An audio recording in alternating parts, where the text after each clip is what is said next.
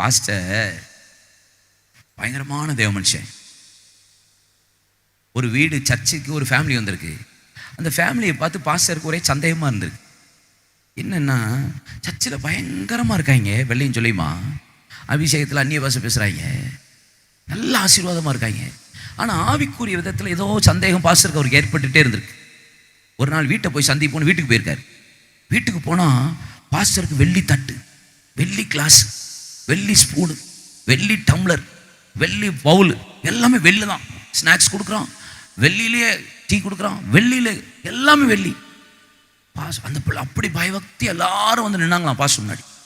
அவர் கடைசியில் ஜெபம் பண்ணிட்டு கிளம்புனாராம். பாஸ்டர் கிட்ட போகிறதுக்குள்ள அவங்க எல்லாம் அந்த வெள்ளியில தான் எடுக்க போகிறாங்க. அந்த பிரதருடைய பையன், எப்பா வெள்ளி ஸ்பூனை காணோம் அப்படின்ட்டான்.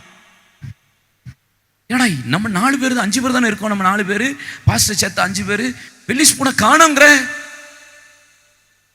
தேடுங்க தேடுங்க. இல்லப்பா வெள்ளி ஸ்பூனை காணோம். என்னாச்சு? கடைசியில் அந்த பையன் சொல்லிட்டான், பாஸ்டர் தான் தூக்கிட்டு போயிட்டார். பாஸ்டர் தான் தூக்கிட்டு போயிட்டாரு. பாஸ்டர் மேலே தான் பயங்கர சந்தேகம் வந்திருக்கு. கடைசியில் ஒரு வாரம் போச்சு. சர்ச்சுக்கு போனாலும் அந்த பையனுக்கு பாஸ்டர் மேலேயே சந்தேகம். வெள்ளி ஸ்பூனு, வெள்ளி ஸ்பூனு, வெள்ளி ஸ்பூனு. அவங்க அப்பா சொல்கிறார், போனால் போயிட்டான், விடுடா அப்படின்னு இருக்காரு. 2வது வாரம் வந்து போயிருக்கான். இந்த பிரதருக்கு கொஞ்சம் மனசில் அடிச்சிருக்கு, பாஸ்டர் தூக்கியிருப்பாரோ, தூக்குனாலும் தூக்கியிருப்பார், ஒரு மாதிரி சைஸாக தான் இருக்கார் 2 வாரம் அப்படின்னு இருக்கார். 3வது வாரம் அந்த சிஸ்டருக்கும் கொஞ்சம் சந்தேகம் வந்து, கண்டிப்பாக அந்த பாஸ்டர் தான் தூக்கியிருப்பார் அப்படின்னு வந்து பாஸ்டரை என்கவுண்டரில் போட்டாங்க. 4வது வாரம் நம்ம பாஸ்டர் திரும்பி அந்த வீட்டுக்கே போகிறார். போயிட்டு உக்காந்துருக்காங்க. திருப்பி வெள்ளி தட்டு வருது, வெள்ளி டம்ளர் வருது. குடிச்சிட்டு கடைசியில் இந்த பையனால் இருக்க முடியல, வாந்தி பண்ணிட்டான்.